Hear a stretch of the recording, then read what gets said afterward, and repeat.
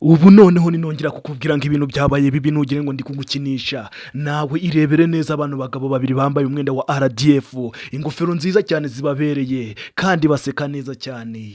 Njye sinakubwira rero bakoze nsanga uyu munsi cyangwa se rino joro ari ryo joro rya nyuma kuri Tshisekedi president wa Congo. Ubu ngubu noneho ibintu byakaze byakomeye cyane. Perezida Paul Kagame yarahiye, ubu noneho yarahiye yaje kuvuga yuko agomba gutsemba umutwe wa FDLR burundu ukava muri butaka bwa Congo. Ese nawe wabibonye cyangwa ntiwabibonye? Zamuka neza cyane rero muri iyo foto naje kwa uploadinga, urareba indege yahiye cyane barashe. Ikindi kandi sinakubesha rwose, aya niyo makuru ya mbere yizewe kandi avuye ku kinyamakuru cya Al Jazeera.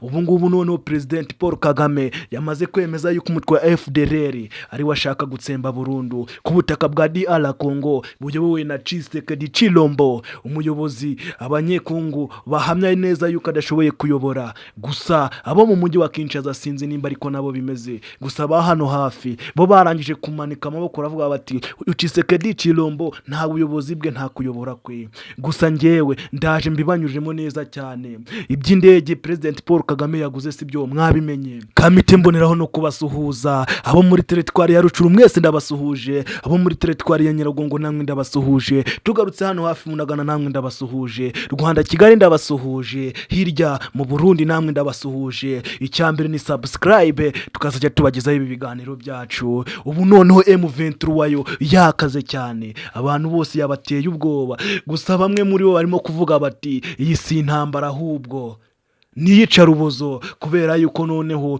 batangiye gufata imirambo bakayisasa mu muhanda. Ibyo byatewe n'iki?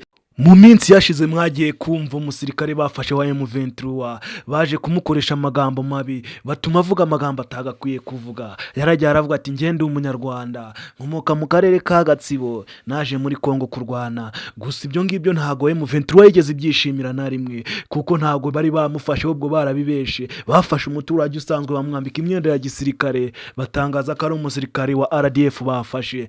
Nkuko mwese musigaye mubyumva bavuga ngo RDF M23, ntago ariko bimeze rwose. Uyu mutwe Kagame yemeje neza ko atari ubutera inkunga.